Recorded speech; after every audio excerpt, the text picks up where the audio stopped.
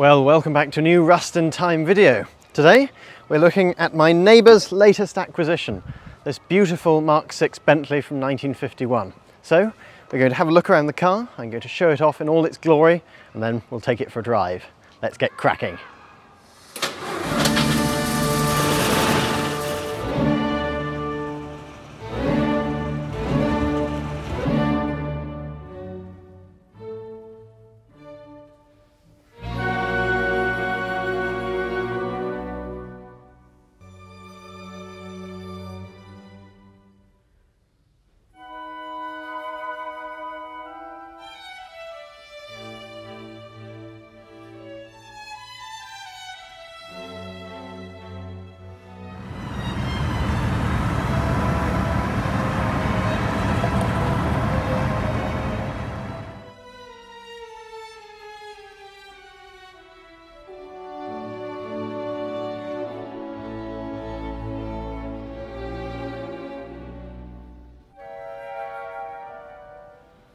So the Bentley Mark VI was the first car produced by Bentley after the war. Of course, Bentley had been acquired pre-war by Rolls-Royce, who were working still on the basis of building chassis prior to the Second World War, and the Mark VI was the introduction of what was known after that period as the standard steel saloon.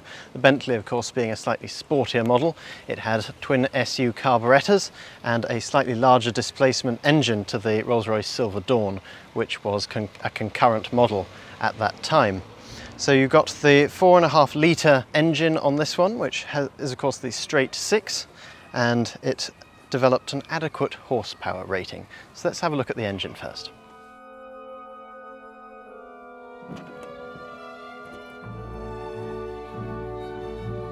So here we have the straight 6 in all its glory, of course fed by the twin 1.5-inch SU carburettors, side draft naturally, and they have this huge inlet box here with the oil bath air filter. So the engine contained a number of improvements for the post-war period, including an overhead inlet and side valve exhaust, of course moving at this point from the earlier styles of pre-war engine, which were largely side valve. There were other improvements like pressure-fed bearings, and including on the lubrication side the addition of the Luvax Girling Bijou lubrication system, which is a sort of interesting pump where you pump it in the cabin, which we'll look at in a second, and it feeds oil to various different parts of the suspension and chassis, which may be requiring it at any point, which is supposed to ideally reduce maintenance, but in reality they often became blocked and so were removed. But we're lucky in this car that it is still functioning fine. This should have a torch in it, I am reliably informed, and I will just demonstrate on the other side of the engine what lies over there. So as you can see on this side of the engine, we have the spark plugs and the distributor. This is the full setup of the air cleaner. This would be the oil bath in here, I assume. You have the wiper motor for the pair of wipers. And if we look here, this particular tube is quite interesting because it feeds the seat heater for the car. Yes, it was fitted with seat heaters. This car is 1951, but the model was released in 1946, which is very early. And of course it works on hot coolant running out of the engine and warming the seat.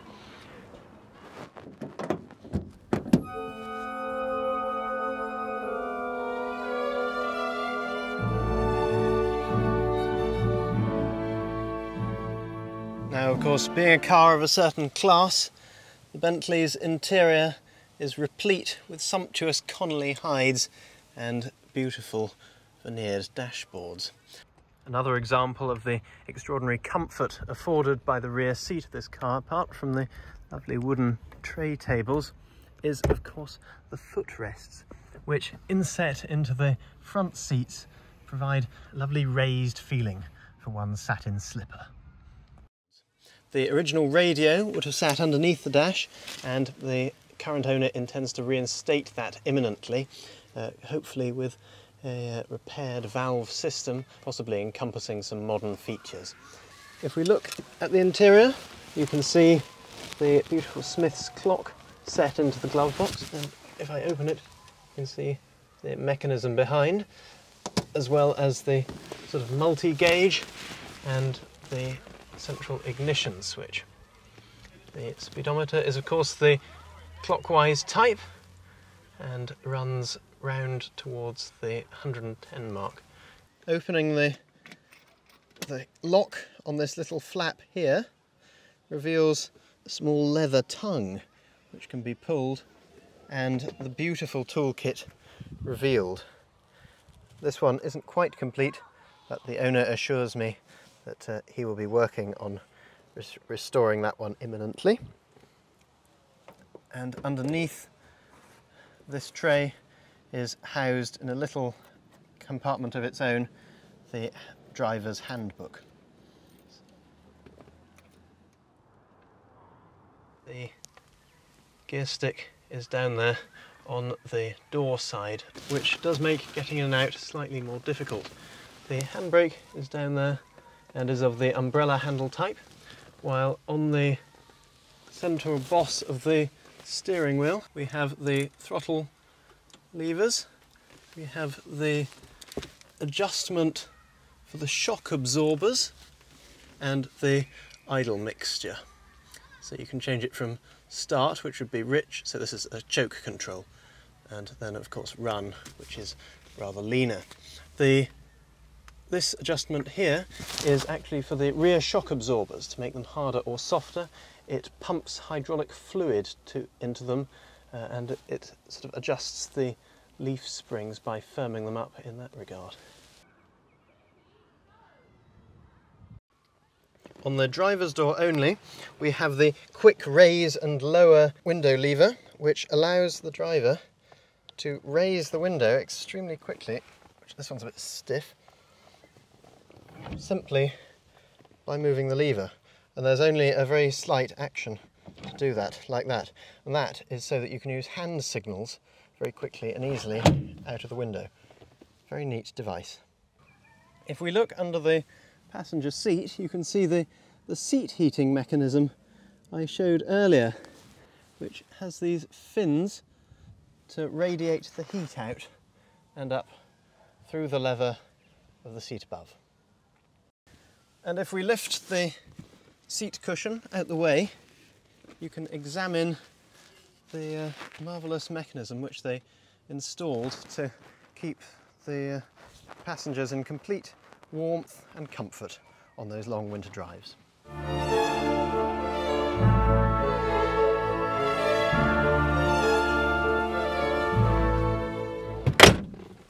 Now of course, being a Bentley, there is only a keyhole on the passenger side, and that was because the intention of the manufacturer was at this point that the driver would get in from the passenger side to reduce accidents of people getting out on the driver's side.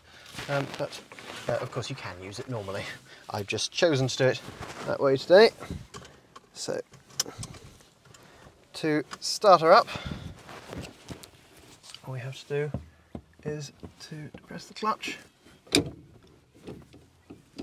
neutral, on, and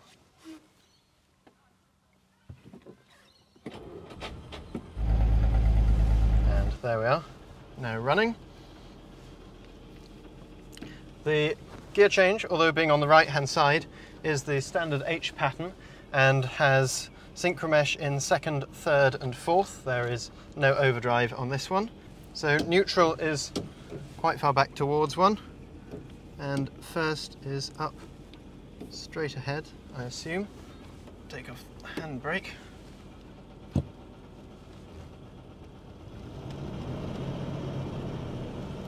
And off we go.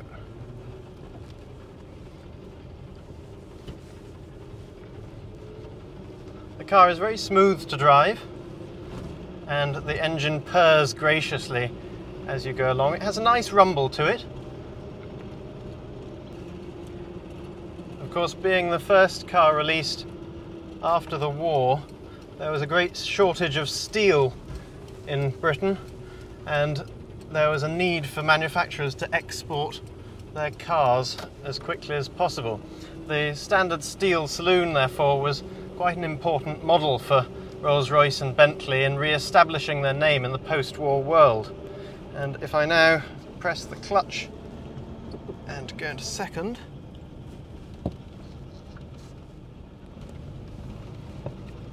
you can see how smooth and desirable such a car would have been in the world of austerity after the Second World War.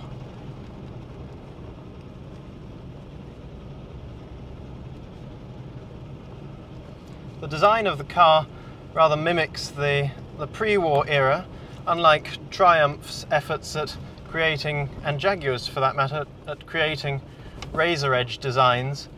Rolls-Royce went for this more staid, traditional one with the upright radiator.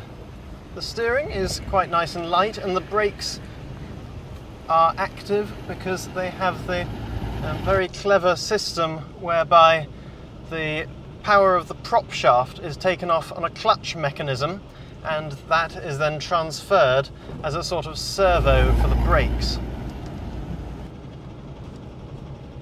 The car is equipped with drums all round, which being large are really quite effective for the time. They're probably better than the ones on my Triumph Roadster.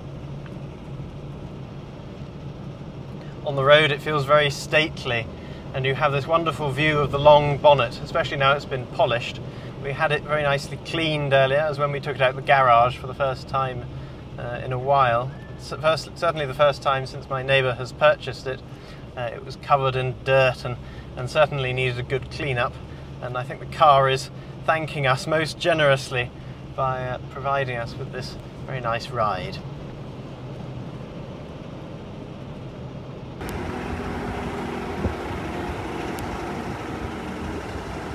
The suspension is good, it's reasonably firm, but of course it doesn't have the magic carpet quality of later ones, but it certainly holds the road well, and you don't feel lollopy or wayward around the bends. The sunroof is operated by turning the handle like so, which goes bonk, and then pulling it towards the back like so. Very simple but effective mechanism.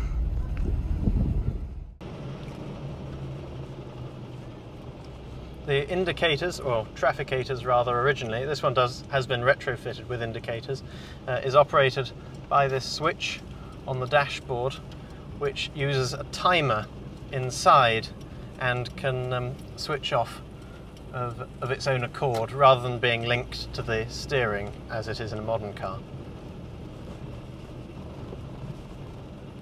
So I hope you've enjoyed this episode of Rust in Time. I certainly have. I've had great fun driving this beautiful old car, and I'd like to thank my neighbour for allowing me to have a go in it. And I hope that you have enjoyed it too. So I will say thank you very much for watching, and ta-ta for now.